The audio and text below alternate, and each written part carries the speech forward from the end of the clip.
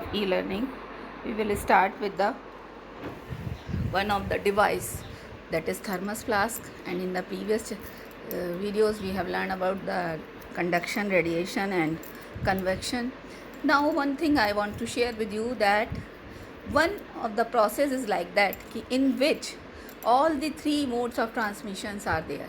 Like when we are heating the water, what happens when we are heating the water in a utensil, then heat transfers from the flame to the utensil by conduction, and then further it is transferred to the water through that utensil, and then this is heat currents of convections are there in water that carries the heat from the bottom of the utensil to the top of the utensil, and this way it is reaching at the top. Then it is transmitted through that another method, that is radiation is also there. The sides of the pen on getting heated with hot water inside the pen start losing heat by radiation. So all the three methods are employed in this way of transmission, in this process. Once again I will repeat कि जो base है metal का, उससे जो है conduction के through heat पास हुई कहाँ तक, वाटर तक. अब वाटर टेक्स हीट, वाटर ने जब हीट लेके it reaches high up in the pan, ऊपर तक ले जाता है थ्रू कन्वेक्शन करेंट्स, तो कन्वेक्शन मोड ऑफ ट्रांसफ़र हो गया. And then from the sides of the pan, normally the sides of the pans are silvered so that the pan on getting heated with hot water inside the pen start losing heat, और वो वहाँ से lose करना start कर देते हैं.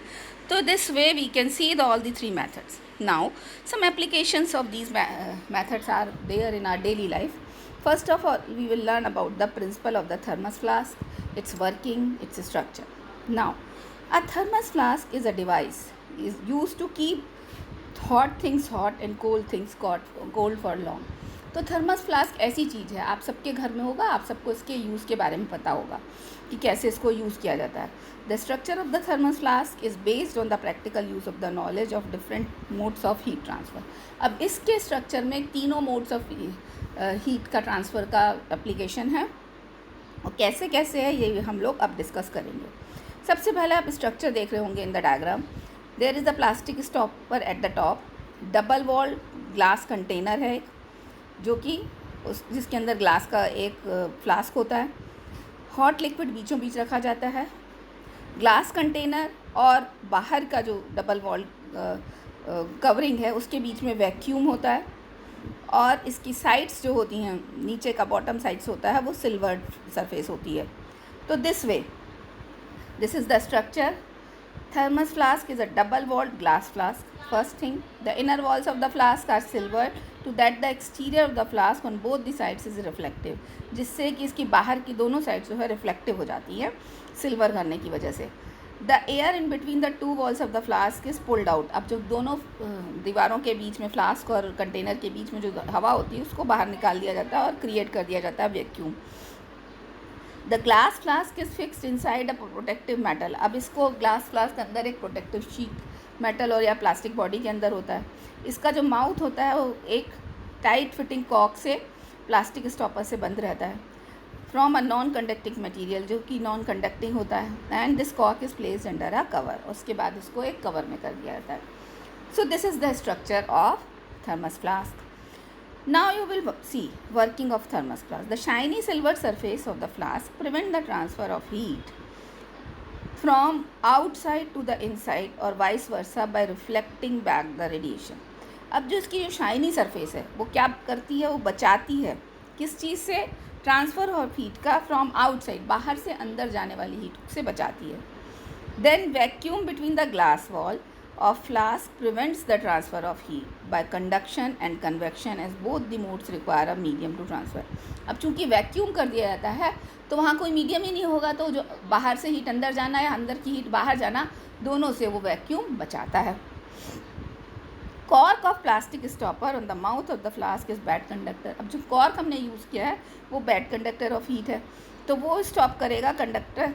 It will not allow the heat bye conduction और convection. किसी भी मोड के द्वारा, कंडक्शन या कन्वेक्शन के द्वारा अंदर आने नहीं देगा heat. The space between the glass flask and the outer body further reduces the chances of transfer of heat in any ways. अब दोनों के बीच की जो जगह है उसको भी ये जो बीच की स्पेस है वो बचाती है रिड्यूस हीट के ट्रांसफ़र को. तो इस तरह से ये कॉम्पैक्ट स्ट्रक्चर हो जाता है, इससे कि हम कोई भी चीज़ इसके अंदर फिल करते हैं, अगर ठंडा फिल करेंगे तो वो ठंडा ही बना रहेगा, अगर हम गर्म फिल करते हैं तो गर्म ही बना रहेगा. तो this is all about the thermos flask. It is a very useful thing and we are usually using at home for keeping our tea warm or for keeping our shakes cold. So this is how it is working, its principle, its structure. Now you should learn it carefully and you should understand, and any problem will come so you may talk to me in the classes later on.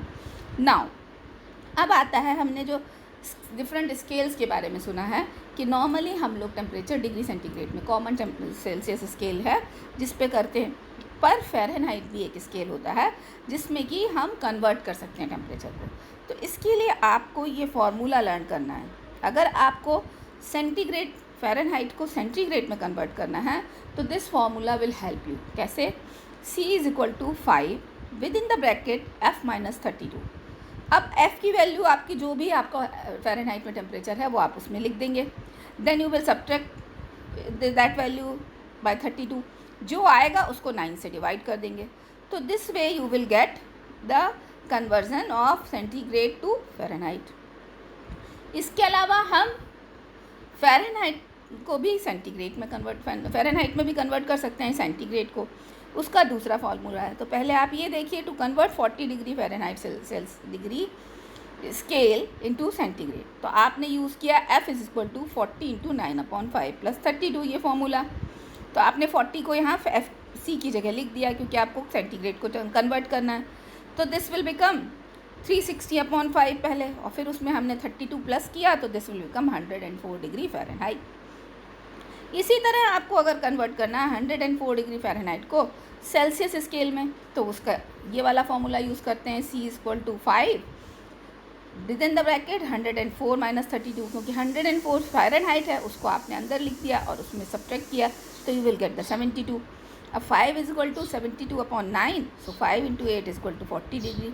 सो इसका temperature that is 104 degree Fahrenheit आ जाएगा =40 degree.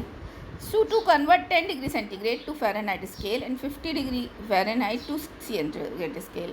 अब इसके लिए हम क्या करते हैं, 100 degree centigrade is the same as 180 degree Fahrenheit. तो 212 - 32 hence 1.8 degree and 0 degree centigrade the same as 32 degree F. Thus using this formula you can convert it. So this way you can do these conversions, means centigrade को Fahrenheit में और Fahrenheit को centigrade में आप convert कर सकते हैं. तो इस तरह के न्यूमेरिकल्स आपको अक्सर पूछे भी जाएंगे और पूछे भी जाते हैं एग्ज़ाम्स में. So this is all about today's chapter. Now I want to finish this chapter with this only. Now we will see in the next chapter in the next video.